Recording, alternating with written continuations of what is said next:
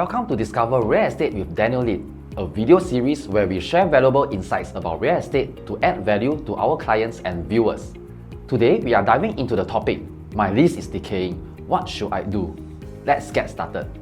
In Singapore, where leasehold properties are common, typically 99 years, the concept of lease decay, the reduction in property value as the lease shortens, is a significant concern.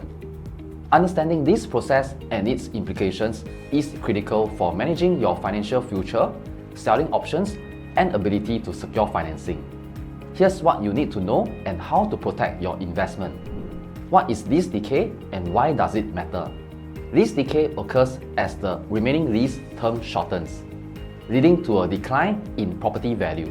In Singapore, when a property lease ends, it goes back to the government without any compensation.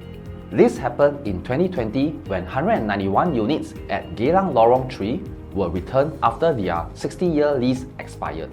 While property values may hold steady for the first 40 years of a 99-year lease, depreciation accelerates after that due to reduced perceived future rental income. This effect is visualized through Ballas curve, a graph illustrating the value decline over time. However, some properties like Neptune Court and Mandarin Gardens defy these trends, showcasing that location, uniqueness, and demand can impact resilience against lease decay. Private versus HDB leasehold properties. Private and HDB leasehold properties experience lease decay differently. Private leasehold properties, these often serve as investment assets. Buyers expect both rental income and capital appreciation, making older units less attractive. Research indicates private leasehold resale prices drop by over 30% after the 20-year mark. Financing restrictions also make older private properties harder to sell. HDB leasehold properties. HDB flats designed for owner occupancy depreciate more slowly, with resale prices dropping by only 3% after 20 years. While HDB units may eventually face lease decay, government schemes like the Selective En Bloc Redevelopment Scheme, SERS, offer potential compensation and rehousing benefits, although they apply to only a minority of flats. Lease decay affects property owners in several ways. Value depreciation.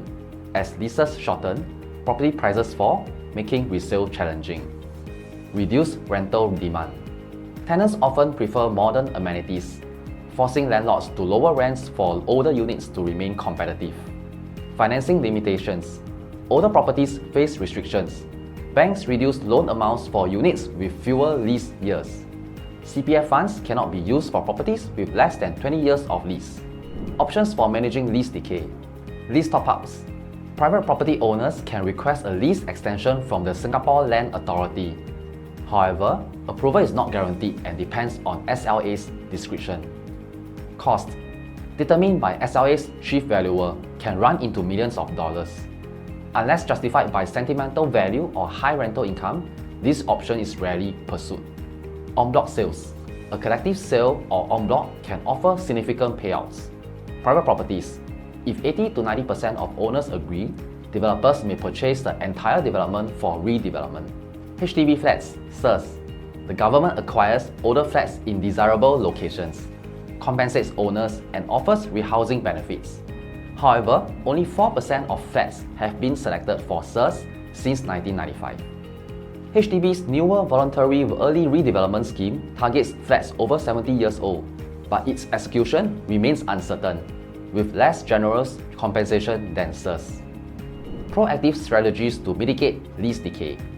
Lease decay may seem unavoidable, but taking proactive measures can help safeguard your investment.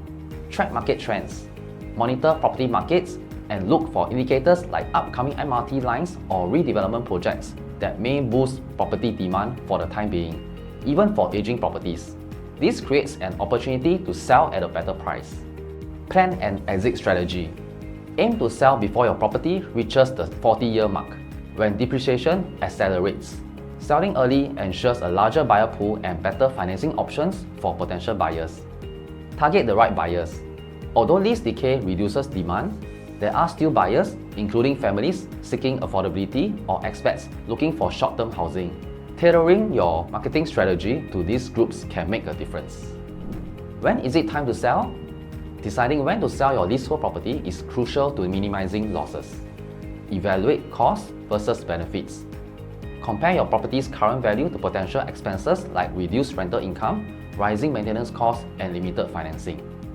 Monitor depreciation. Pay attention to market trends and the lease timeline to sell at an optimal time before significant value erosion. Lease decay is a reality for leasehold property owners in Singapore, but it doesn't have to be a financial downfall. By staying informed, monitoring trends, and planning a timely exit strategy, you can maximize your investment value. As your property consultant, I'm here to help you explore your options in the real estate market. If you have any questions or need assistance finding the right property, please don't hesitate to reach out. You can contact me at 9699-2948 or visit my website at www.otwhomes.sg. Together, let's make the best property decisions for you. Thank you for tuning in to Discover Real Estate with Daniel Lin. If you found this episode helpful, please like, share, and subscribe for more insights. We'll see you next time.